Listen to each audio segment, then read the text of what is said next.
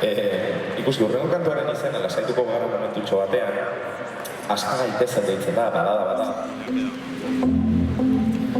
Urtebete pasa da, abuztuaren hogeitik, urtebete galduta, urtebete oso akar. Benetako konkista, gure, gerra ekintza bat baino gehiago maitasun ekintza bat izan beharko litzateke, geure buruarekin eta ondokoarekin.